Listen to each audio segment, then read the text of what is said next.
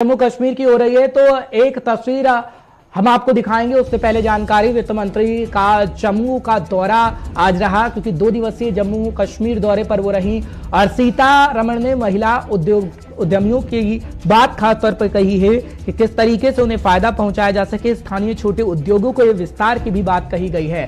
फिलहाल जम्मू के अंदर निर्मला सीतारमण की आज तस्वीर नजर आई जब उपराज्यपाल मनोज सिन्हा साहब रहे हैं, सांसद जुगल किशोर रहे हैं, तमाम अधिकारियों की मौजूदगी आप खासतौर पर देख पा रहे हैं। और कल भी हम आपको जानकारी दे रहे थे, लेकिन कल श्रीनगर से तस्वीर सामने आई थी निर्मला सीतारमण की, क्योंकि वो वजीर खजाना है और कहीं ना कहीं लोगों को काफी उम्मीद है। हालांकि निवेशकों को कैसे आकर्षित किया जाए, ये श्रीनगर से भी बातचीत करती हुई निर्मला सीतारमण नजर आई थी। लेकिन जानकारी आपको इस वक्त की दे रही हैं कि जम्मू के अंदर भी तमाम बातें निर्मला सीतारमण की तरफ से कही गई हैं।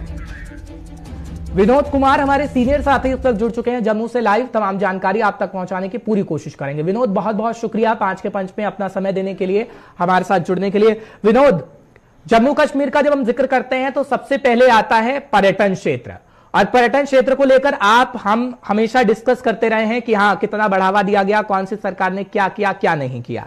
अब अगर हम बात करते हैं वित्त मंत्री निर्मला सीतारमण की, जो देश की वित्त मंत्री हैं, और जब जम्मू कश्मीर पहुंची तो सबकी नजरें श्रीनगर के अंदर क्या हुआ हमने अपने दर्शकों को कल बताया। जम्मू के अंदर क्या कुछ बातें कही गई हैं वो हमने सुनवाया भी है अपने कई बुलेटिन में। लेकिन जो महिलाओं को लेकर खासतौर पर बातचीत कर रही हैं, स्थानीय छोटे उद्योगों को लेकर खासतौर पर बातचीत कर रही हैं, कितना फायदा जम्मू में खासतौर पर होगा? देखिए हर्ष, आपको बता दूं कि निर्मला सीतारमण द्वारा महिला उद्यमियों को मिलना अपने आप में ही महिला उद्यमी बहुत ही प्रोत्साहित हो जाती है। हालांकि महिलाएं काम कर रही हैं, सेल्फ हेल्प ग्रुप बना करके काम कर रही हैं, दूसरे ग्रुप्स उन्होंने बनाया है, लेकिन इस तरीके से खुद केंद्रीय वित्त मंत्री का आना, उनकी बातों को सुनना, उनके समक्ष जो आ रही दिक्कतें हैं उनसे रूबरू होना, ये बड़ा मायने रखता है और उन उद्यमियों का हौसला बहुत बड़ा बढ़ जाता है। हालांकि 165 करोड़ की परियोजनाओं को उन्होंने उद्घाटन भी उनका किया है, लेकिन साथ ही साथ कुछ राजनीतिक टिप्पणियां भी उन्होंने की है। उन्होंने कहा कि कांग्रेस के कार्यकाल में डिफेंस पर खर्च नहीं हुआ है, 10 साल तक स्टेग्नेशन लगी रही। अब हम देश की एकता और अखंडता को देखते हुए, राष्ट्र की सुरक्षा को देखते हुए हम डिफेंस पर खर्च कर रहे हैं। उन्होंने ये भी कहा कि उड़ी के बाद जिस तरीके से बालाकोट या एयर स्ट्राइक किया गया है, वो एक इस बात की पुष्टि है कि हमने, यानी केंद्र सरकार ने पूरा अधिकार जो है सैनिकों को दे रखे हैं। तो कहीं ना कहीं एक दौरा जो उनका है, ये दौरा उसी के तहत है जब 70 मंत्रियों का आना तय किया गया था कि 70 मंत्री, चाहे कैबिनेट मिनिस्टर हो या एमओएस हो, वो आएंगे, आकर के लोगों के बीच में जाएंगे, लोगों से पेनिट्रेट करेंगे, लोगों का जो गैप बना हुआ सरकार और लोगों के बीच में उस गैप को दूर करेंगे। उसी का एक हिस्सा मानकर निर्मला सीतारमण आई थी। ठीक है, लेकिन विनोद, जहां तक आप महिला उद्यमियों की बात कर रहे हैं, छोटे उद्यमियों की बात कर रहे हैं, सिर्फ हम महिलाओं का भी डिस्कस करते हैं। डोडा हो, जम्मू हो खासतौर पर, या फिर पहाड़ी इलाके हों, हमने वो तस्वीर देखी कि हाँ, महिलाओं को प्रशिक्षण दिया जाता है कि खासतौर पर वो छोटे उद्योगों को बढ़ा सकें और कहीं ना कहीं उन्हें फायदा हो सके। लेकिन बीच में वो तस्वीर कहीं ना कहीं बंद हो गई।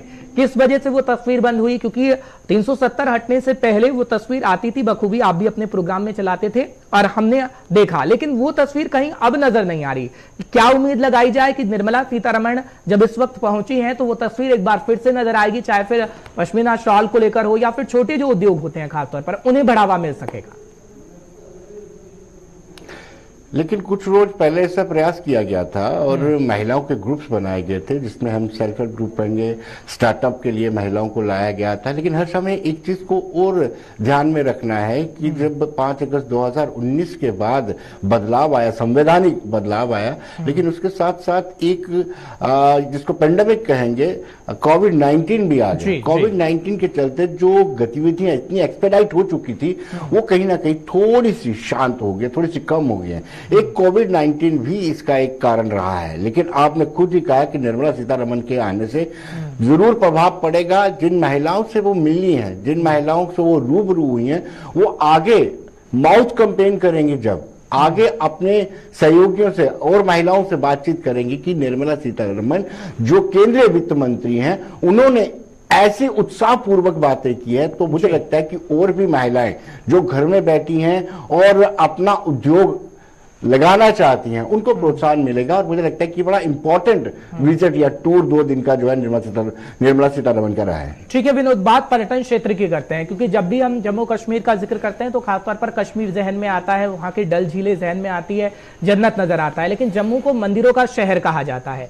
अभी भी कुछ ऐसे पर्यटक स्थल हैं जहां पर तवज्जो नहीं दी गई है, चाहे अलग अलग इलाकों का जब हम जिक्र करते हैं, चाहे फिर म्यूजियम बनाने की बातें हों या फिर उन पर ध्यान देने की बातें हों। लेकिन वो तस्वीर कब कहीं ना कहीं जम्मू से बदलेगी और उन पर्यटन क्षेत्रों पर कब ध्यान दिया जाएगा, ताकि वहां पर अगर लोग आएंगे तो पूरी संभावना है कि पर्यटन क्षेत्र को फायदा होगा। क्या उस पर भी ध्यान दिया जा रहा है? ये बिल्कुल आपने ठीक कहा कि 1996 में जब आतंकवाद के बाद इलेक्शन हुए थे, इलेक्शन से जीत करके जो लोग आए थे, जो सदस्य आए थे, वो जम्मू प्रोविंस से जो ताल्लुक रखने वाले सदस्य थे, वो बार बार ये कहते थे कि पर्यटन क्षेत्र को लेकर के जम्मू खित्ते के साथ पक्षपात होता है। बार बार मानसर और सुरसर लेक की बात की जाती थी और कहा जाता था कि डल लेक पर अरबों रुपए खर्चे जा रहे हैं, लेकिन यहां पर नहीं। ये रफ्ता रफ्ता ये मामले अभी भी चल रहे हैं। अगर जम्मू शहर के बीचों बीच में कहें तो हर्ष, जम्मू शहर के बीचों बीच में ऐसे प्रेस्टिजियस प्रोजेक्ट हैं वो कई सालों से लटके हुए हैं। अब ये सरकार ने आश्वासन दिया, जैसे हम कहेंगे आर्टिफिशियल लेक, वो एक बड़ा प्रोजेक्ट था, रोप वे तो शुरू हो गया, लेकिन साबरमती के पैटर्न पे आपको तभी को डेवलप करना था, वो डेवलप नहीं हो पाई है। और भी दूसरे मुबारक मंडी परिसर को आपने रेनोवेट करना है, वो नहीं हो पाया। बहुत सारे प्रेस्टिजियस प्रोजेक्ट है। इसके अलावा भी अगर हम भद्रवाह की बात करें, ऐसे वो सारे रिलीजियस स्थल भी हैं जिनको डेवलप करने की जरूरत है। वाकई में अभी वहां पर अभाव है, उस अभाव को दूर करने की जरूरत है। लेकिन इस सरकार ने वादा किया है कि जल्द ही 6 महीने के भीतर ही इस पर काम हो जाएगा और जो प्रेस्टिजियस प्रोजेक्ट रुके हुए हैं उनको मुकम्मल कर दिया जाएगा। ठीक है विनोद, एक आखिरी सवाल आपसे लेना चाहूंगा। मुबारक मंडी का आपने जिक्र किया, मुबारक मंडी की तस्वीरें हम देखते आए थे नेशनल कॉन्फ्रेंस के समय में भी, या फिर बीजेपी पीडीपी का गठबंधन था तब भी। लेकिन क्या अब वो तस्वीर पूरी बदलने की संभावना है? क्योंकि आपने कहा कि ये सरकार दावा कर रही है, वादा कर रही है, क्योंकि केंद्र में इस वक्त बीजेपी की सरकार है और केंद्र शासित प्रदेश इस वक्त जम्मू कश्मीर बन चुका है। तो एक स्टेट जब था, जब वो काम नहीं हुए, तो अब केंद्र बनने के बाद क्या वो काम हो जाएंगे? पूरी संभावना है? आप अपने एक्सपीरियंस के आधार पर बताइएगा।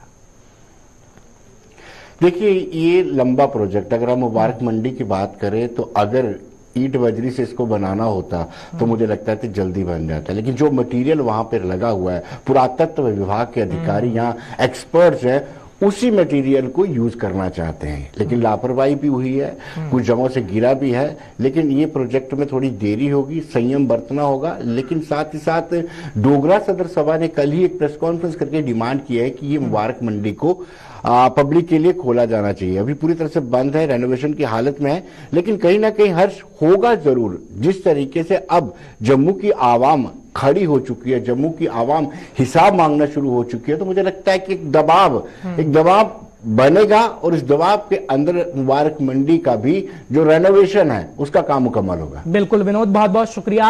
इस पर प्रशासन ध्यान दे, उम्मीद की जा सकती है। अपना समय देने के लिए आपका बहुत बहुत शुक्रिया। फिलहाल विनोद, हमारे सीनियर साथी बता रहे थे कि जम्मू हो या फिर कश्मीर, किस तरीके से निर्मला सीतारमण जब पहुंची हैं तो लोगों को खासा उम्मीदें हैं और उम्मीदों पर खरा उतरेगी सरकार। ये हर सरकारें कहती नजर आई हैं और ये भी सरकार कह रही है। फिलहाल